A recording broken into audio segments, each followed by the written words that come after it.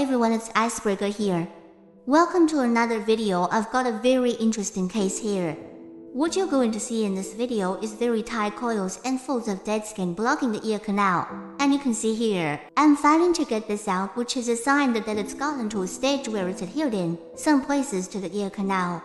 Now the reason I wanted to share this with you is because I think it's a very good case of a pre-keratosis obstruens ear.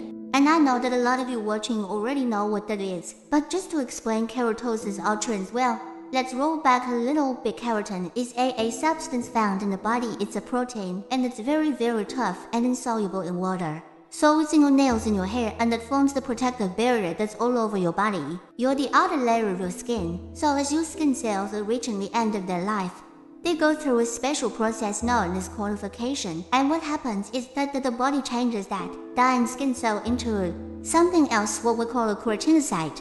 So basically just before the cell dies, it loses its nucleus and all the bits inside of it, and it's filled with keratin basically, and then that skin forms the outer barrier, giving you a nice protected layer for the skin underneath. So whenever I say keratin in this case, what I really mean is dead skin, and keratosis in this example is too much skin basically.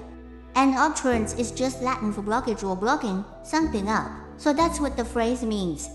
Now keratosis obstruens is a rather unpleasant condition, and it's characterized by a blockage of skin in the ear canal, like we see here, but it's very dense, very compact. It's almost like a plug extending all the way back to the bony portion of the ear canal. So the front third of the ear canal is cartilaginous and flexible, not necessarily a problem if there's a blockage of skin there. It's very easily removed, but when it extends right back to the bony portion, the inner 2/3, then it does become a problem. And what we find is that, because you have this skin blockage which is not moving, not migrating out, and then it's being added to an attitude. Because even when the ear is blocked, it's still shedding skin, right? So this plug is being added to and growing. What we find is a lot of discomfort, pain, you might get bleeding as you're trying to remove it. It's also associated with the remodeling of the ear canal. So what a lot of papers describe is an enlargement of the ear canal.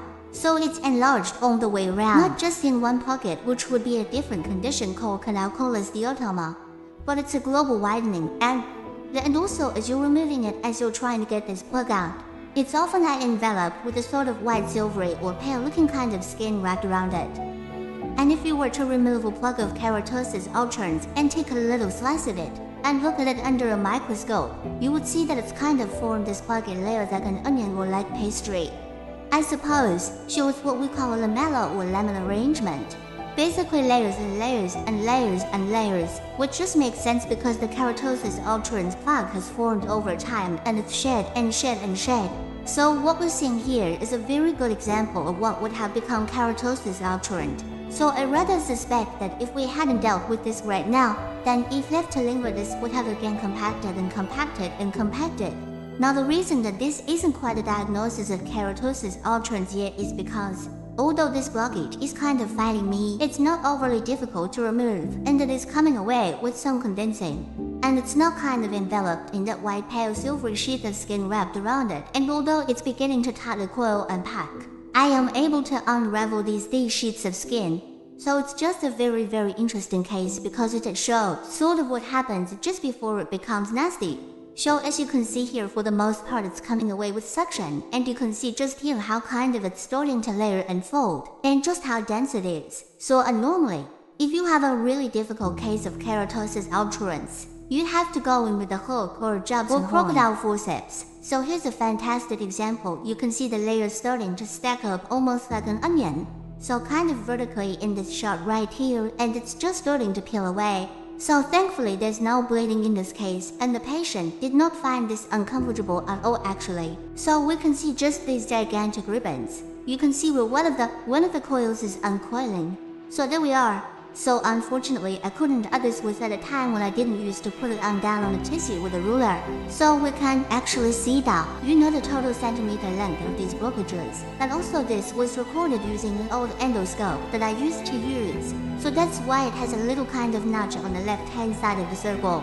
So this endoscope was a lot bigger and more difficult to use, but the image quality was very good. So now we're getting right down deep into the ear canal again, another ribbon of skin pulling away here. And and now we should be able to see the original side of blockage, and there it is. So we've got a little, sort of trailer skin here, which I couldn't quite peel away, but we see now down in the ear canal more just, sort of ordinary wax really.